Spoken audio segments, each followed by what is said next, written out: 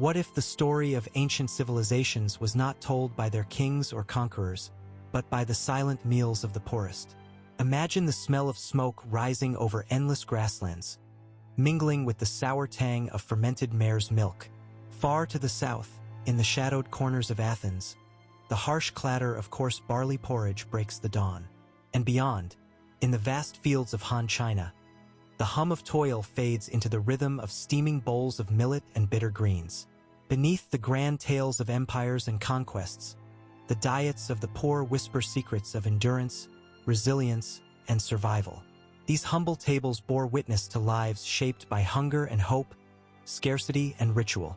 What did it truly mean to eat when every bite was a battle, and every meal a story? In the harsh steppe, among Greek slaves, and within Han peasants' fields, food was more than sustenance. It was the fragile thread binding body, spirit, and society. What hidden truths lie in their daily bread? What echoes do these ancient diets leave for us to hear? Scarcity and survival, the steppe nomad's harsh feast. What does survival taste like when the earth offers nothing but wind and bone? The Eurasian steppe spreads wide and wild, a sea of grass beneath an endless sky. Here, life is raw and unforgiving. The nomads, riders of storms, carve their existence from dried meat, cracked bones, and the sour breath of fermented mare's milk. Picture a flickering fire where a lone warrior tears at the tough flesh of a horse's leg, the marrow a prize fought for with calloused hands. The air is thick with the sharp, sour tang of kumis, a bitter comfort against the cold. Vegetation is scarce, wild herbs gathered stealthily to mask hunger's sharp edge. This is no feast but a test of endurance, will, and cunning. These austere meals fueled the fiercest horsemen history ever saw. How did such scarcity forge warriors who would reshape the world's fate? Chains and crumbs, the Greek slaves' daily bread. What does it mean to be bound in body and spirit, and still find life in a bowl? In the labyrinthine alleys of Athens, slaves huddle in shadows, their meals a daily reminder of chains. Coarse barley porridge, bitter olives, and the occasional wild green. These are the crumbs of survival. Imagine a mother, fingers trembling, hiding a handful of bitter greens beneath her ragged cloak. The taste is harsh, but it softens the hunger clawing at her child's belly. Around her, the city's grandeur is a distant, cruel echo. This meager diet mirrored a society divided, but within these scraps lay quiet acts of resistance, seeds of culinary innovation born in servitude's shadow. Could hope grow from such barren soil? Grain and ritual Han peasants' agricultural plate. How does a simple meal become a prayer, a promise, a bond?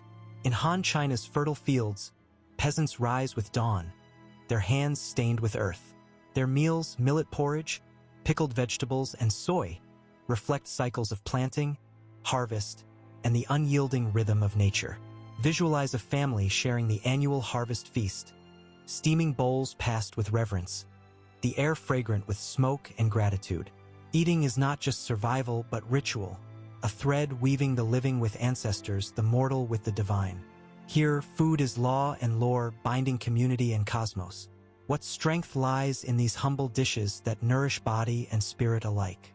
Food and power, how diet reinforced social structures. What did a meal say about who you were and what you were allowed to be? Across these ancient worlds, food was a language of power. The steppe chieftain's roaring feast, rich with roasted meats and flowing kumis. The Greek aristocrat's symposium, glittering with fish and wine. The Han official's banquet, steeped in refinement and ritual. Each plate marked lines between classes, between privilege and poverty, freedom and bondage. The poor ate scraps and porridge. The elite savored delicacies. Food was control, a symbol of dominance written in flavor and scarcity. How did these culinary divides shape the very fabric of society?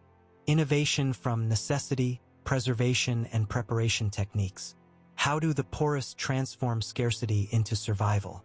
Necessity brewed invention.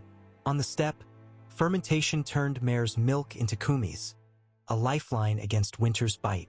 Meat dried into strips that journeyed on long rides.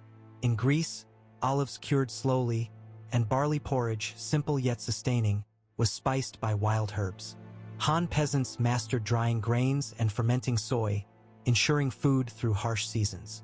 These ancient methods, born of hardship, speak to resilience. Could secrets from their tables teach us today about sustainability and respect? Hunger, health, and hardship, the physical toll of poverty. What stories do bones tell when voices fall silent? Archaeology reveals lives etched in hardship. Steppe nomad skeletons show strength forged through struggle. Greek slaves remains bear witness to chronic hunger and pain. Han peasants' bones speak of famine and endurance. A slave woman's fragile teeth, a peasant's bowed spine, each mark a silent testament to suffering, resilience, and dignity. How deeply did diet carve the limits of life itself? Echoes of the past, what ancient diets teach us today? What does the ancient poor man's table whisper to us across millennia? Today, kumi still bubbles in Central Asian yurts, barley and wild greens flavor Greek tables, and millet and soy endure in Chinese villages. These humble foods are threads connecting past to present, survival to identity. In a world still haunted by hunger and inequality, their stories urge us to listen, to learn humility and resilience from those who ate in the shadows. What wisdom lies buried in these forgotten plates? Conclusion. From the sweeping steppe to Athens' shadowed alleys and Han China's terraced fields, the diets of the poor are silent chronicles of human endurance.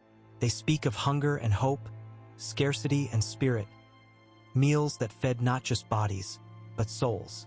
These forgotten tables offer us a mirror, reflecting the fragile balance between oppression and survival, past and present. In their simplicity lies a profound truth, that the smallest bite can carry the weight of entire civilizations. What stories might we uncover if we listen closely enough to what the poor once ate?